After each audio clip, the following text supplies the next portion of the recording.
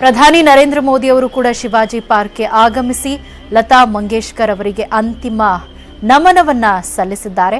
ಅದರ ಜೊತೆಗೆ ಮಹಾರಾಷ್ಟ್ರ ಸಿಎಂ ಉದ್ಧವ್ ಠಾಕ್ರೆ ಅವರು ಕೂಡ ಅಂತಿಮ ನಮನವನ್ನ ಸಲ್ಲಿಸಿರುವಂಥದ್ದು. ಗಣ್ಯರೆಲ್ಲರೂ ಕೂಡ ಶಿವಾಜಿ ಪಾರ್ಕ್ಗೆ ಆಗಮಿಸಿದ್ದಾರೆ. ಅವರ ಅಂತಿಮ ವಿಧಿವಿಧಾನದಲ್ಲಿ ಭಾಗವಹಿಸಿರುವಂಥದ್ದು ದೃಶ್ಯಗಳನ್ನು ನಾವಿದೀಗ ನೋಡ್ತಾ ಇದ್ದೀವಿ. ಕೆಲವೇ ಕ್ಷಣಗಳಲ್ಲಿ ಅವರ ಅಂತ್ಯಕ್ರಿಯೆ ನೆರವೇರಲಿದೆ. ಸಕಲ ಸರ್ಕಾರಿ ಗೌರವಗಳೊಂದಿಗೆ ಲತಾ ಮಂಗೇಶ್ಕರ್ ಅವರ ಅಂತ್ಯಕ್ರಿಯೆಯನ್ನು ನಡೆಸಲಾಗುತ್ತೆ. ಇಂದು ಬೆಳಗ್ಗೆ ಬಹು ಅಂಗಾಂಗ ವೈಫಲ್ಯದಿಂದ ಲತಾ ಮಂಗೇಶ್ಕರ್ ಅವರು ನಿಧನರಾಗಿದ್ದರು. ಅವರ ಅಂತ್ಯಕ್ರಿಯೆ ಇನ್ನೇನು ಕೆಲವೇ ಕ್ಷಣಗಳಲ್ಲಿ ನಡೆಯುತ್ತೆ. ನಮ್ಮೊಂದಿಗೆ ಗಾಯಕಿ ಅರುಂಧತಿ ವಸಿಷ್ಠ ಅವರು ಜಾಯಿನ್ ಆಗಿದ್ರು. ಪ್ರತಿಯೊಬ್ಬ ಗಾಯಕರಿಗೂ ಬಹಳ ದೊಡ್ಡ ಮಟ್ಟದಲ್ಲಿ ಸ್ಫೂರ್ತಿ ಲತಾ ಮಂಗೇಶ್ಕರ್ ಅವರು. ಅವರ ಹಾಡು ಯಾವ್ದು ಇಷ್ಟ, ನೀವು ಯಾವುದನ್ನ ನೋಡಿ ಕಲಿತ್ರಿ ಅಂತ ಹೇಳಿದ್ರೆ ಅದನ್ನು ಯೋಚನೆ ಮಾಡೋಕ್ಕೂ ಸಾಕಷ್ಟು ಸಮಯಾವಕಾಶ ಬೇಕಾಗುತ್ತೆ. ಯಾಕಂದರೆ ಅವ್ರು ಹಾಡಿದಂತಹ ಪ್ರತಿಯೊಂದು ಹಾಡುಗಳು ಕೂಡ ಅಷ್ಟೇ ಅದ್ಭುತವಾಗಿದೆ. ಒಂದು ರೀತಿ ಲವ್ ಇಟ್ ಫಸ್ಟ್ ಸೈಟ್ ಅನ್ನೋ ರೀತಿಯಲ್ಲಿ ಅವರ ಹಾಡನ್ನು ಕೇಳಿದ ತಕ್ಷಣ ನಾವು ಮರಳಾಗ್ಬಿಡ್ತೀವಿ. ಅಷ್ಟು ಸುಮಧುರವಾದಂಥ ಒಂದು ಕಂಠ ಅವರದ್ದಾಗಿತ್ತು ಅಲ್ವಾ? ಖಂಡಿತ ಹೌದು. ಪ್ರತಿಯೊಂದು ಹಾಡುನು ಅದೇ ಹೇಳಿದ್ನಲ್ಲ, ಮೃದು, ತುಂಬಾ ಸಾಫ್ಟ್. ಹಾಗಂತ ಅದಕ್ಕೆ ಎಷ್ಟು ಬೇಕೋ ಅಷ್ಟು ವೇಟು ಇರುತ್ತೆ. ಆದ್ರೆ ಮಾಡ್ಯುಲೇಷನ್ಸ್ ಹೇಗೆ ಅಂತಂದ್ರೆ ಒಂದೊಂದ್ ಕಡೆ ಎಲ್ಲಿ ಭಾವ ಬೇಕೋ ಅಲ್ಲಿ ವಾಲ್ಯೂಮ್ ಅನ್ನ ಹೆಚ್ಚು ಕಡಿಮೆ ಮಾಡುವಂಥದ್ದು, ವಿಬ್ರೇಟೋಗಳು ಇರಬಹುದು. ಹಾಗೆ ಈಗ ನಮ್ದು ಸಾಫ್ಟ್ವೇರ್ಗಳು ಬಂದಿವೆ ಅಥವಾ ಕಂಪ್ಯೂಟರ್ ಯಾವ್ದೇನ್ ಬೇಕಾದ್ರೂ ಮಾಡಬಹುದು. ಮ್ಯೂಸಿಷಿಯನ್ಸ್ ಖಂಡಿತ ತಾಕತ್ತಿರ್ಲೇಬೇಕು. ಆದ್ರೆ ಆ ಸೂಕ್ಷ್ಮಗಳು ಆಗಿನ ಕಾಲದಲ್ಲಿ ತುಂಬಾ ಜಾಸ್ತಿ ಕೊಡ್ಬೇಕಾಗ್ತಿತ್ತೇನೋ, ಅದಷ್ಟು ಕವರ್ ಆಗ್ಬೇಕು ಅಂತಂದ್ರೆ ಅಂತ ಅನ್ಸತ್ತೆ ನನ್ಗೆ. ನನ್ನ ಅಭಿಪ್ರಾಯ ಅಷ್ಟೇ. ಅದನ್ನ ಅಷ್ಟನ್ನು ಸಂಪೂರ್ಣವಾಗಿ ಕವರ್ ಮಾಡಿ ಮತ್ತೆ ಭಾವಗಳು ಹೇಗಿರ್ತಿದ್ವು ಅಂತಂದ್ರೆ ಹೆಚ್ಚಾಗಿ ಆಕ್ಟ್ರೆಸ್ ಗಳಿಗೆಲ್ಲ ಅದನ್ನ ಕೇಳಿದ್ರೇನೆ ಮೋಸ್ಟ್ಲಿ ಅವರೆಲ್ಲ ಆ ಭಾವ ಬಂದ್ಬಿಡ್ತೇನೋ, ಕಷ್ಟ ಆಗ್ತಿರ್ಲಿಲ್ವೇನೋ ಅಭಿನಯ ಮಾಡೋದಕ್ಕೆ ಅಂತ ಅನ್ಸುತ್ತೆ. ಹಾಗೆ ಪ್ರತಿಯೊಂದು ಹಾಡು ಅತೀ ಸುಂದರ, ತುಂಬಾ ಚಂದ. ನೀವ್ ಹೇಳ್ತಾ ಇದ್ರಿ, ನಮ್ ತಂದೆಯವ್ರು ಹೇಳ್ತಾ ಇದ್ರು, ಅವರು ಒಂದ್ ಹಾಡನ್ನ 3 ತಿಂಗಳ ಕಾಲ ಅಭ್ಯಾಸ ಮಾಡ್ತಾ ಇದ್ರು. ಹಾಗಾದ್ರೆ ನೀನ್ ಯಾವ ರೀತಿ ಪ್ರಾಕ್ಟೀಸ್ ಮಾಡ್ಬೇಕು ಅಂತ ಅಂದ್ರೆ, ಒಬ್ಬ ಗುರುವಾಗಿ ನಿಮ್ಮ ತಂದೆಯವ್ರಿಗೆ ನನ್ನ ಮಗಳು ಒಬ್ಳು ಉತ್ತಮ ಗಾಯಕಿ ಆಗ್ಬೇಕು ಅಂತಂದ್ರೆ ಈ ರೀತಿಯಾದಂತಹ ಒಂದು ಶಿಸ್ತನ್ನ ಅಳವಡಿಸ್ಕೊಳ್ಬೇಕು ಅಂತ ಎಕ್ಸ್ಪೆಕ್ಟ್ ಮಾಡ್ತಾರೆ. ಸೊ ಆ ರೀತಿ ಮಾತಾಡೋದಾದ್ರೆ ನೀವು ಅವರಿಂದ ನೋಡಿ ಕಲಿತದ್ದು ಏನೇನು? ಲತಾ ಮಂಗೇಶ್ಕರ್ ಅವ್ರನ್ನ ನೋಡಿ ಕಲಿತಿದ್ದಕ್ಕಿಂತ ಕೇಳಿ ಕಲಿತಿದ್ದು ತುಂಬಾ ಇದೆ. ಅವರ ಹಾಡುಗಳು ಅಂದ್ರೆ ಪ್ರತಿಯೊಂದು ಹಾಡುಗಳಲ್ಲೂ ಯಾವ್ದಾದ್ರು ಒಂದು ವಿಚಾರ ಸಿಗತ್ತೆ.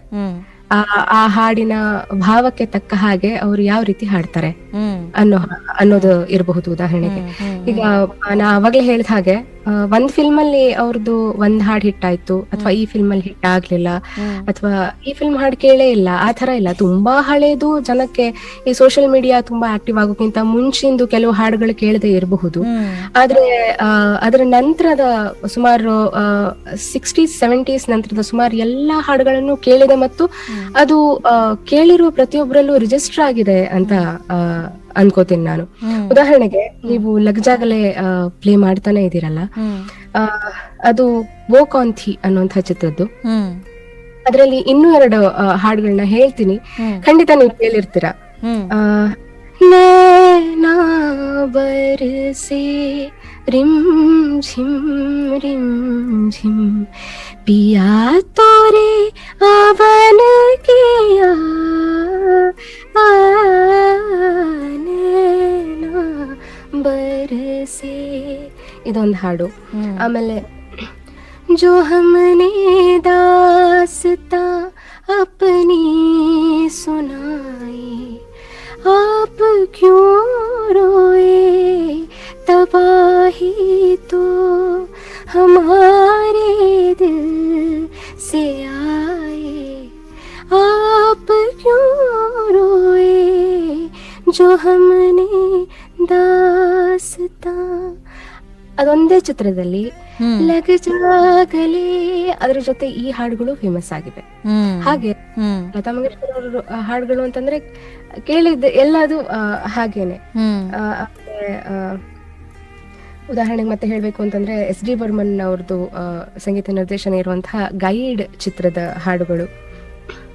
आज फिर जीने की तमन्ना है आज फिर मरने का इरादा है ಇದಿರಬಹುದು. ಅಥವಾ पिया तो से नैना लागे रे, नैना लागे रे, जाने क्या हो अब आगे रे, नैना लागे रे, पिया तो से नैना लागे रे ಇದಿರಬಹುದು.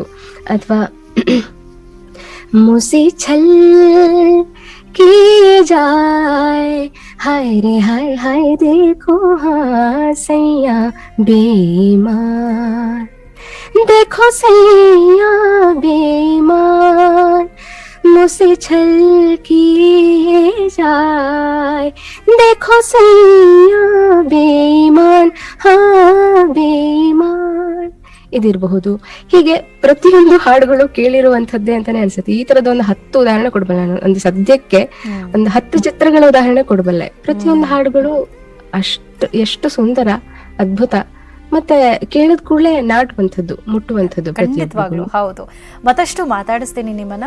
ಈಗ ನಾವು ನೋಡ್ತಾ ಇದ್ದೀವಿ, ಬಾಲಿವುಡ್ನ ಖ್ಯಾತ ನಟ ಶಾರುಖ್ ಅವರು ಕೂಡ ಅಲ್ಲಿ ಲತಾ ಮಂಗೇಶ್ಕರ್ ಅವರಿಗೆ ಅಂತಿಮ ನಮನವನ್ನ ಸಲ್ಲಿಸ್ತಾ ಇದ್ದಾರೆ. ಅದರ ಜೊತೆಗೆ ಖ್ಯಾತ ಕ್ರಿಕೆಟಿಗ ಸಚಿನ್ ತೆಂಡೂಲ್ಕರ್ ಅವರ ಬಹುದೊಡ್ಡ ಅಭಿಮಾನಿಯಾಗಿದ್ರು ಲತಾ ಮಂಗೇಶ್ಕರ್ ಅವರು. ಹಾಗಾಗಿ ಸಚಿನ್ ತೆಂಡೂಲ್ಕರ್ ಅವರು ಕೂಡ ಬಂದ ಅಂತಿಮ ನಮನವನ್ನ ಸಲ್ಲಿಸಿದ್ದಾರೆ.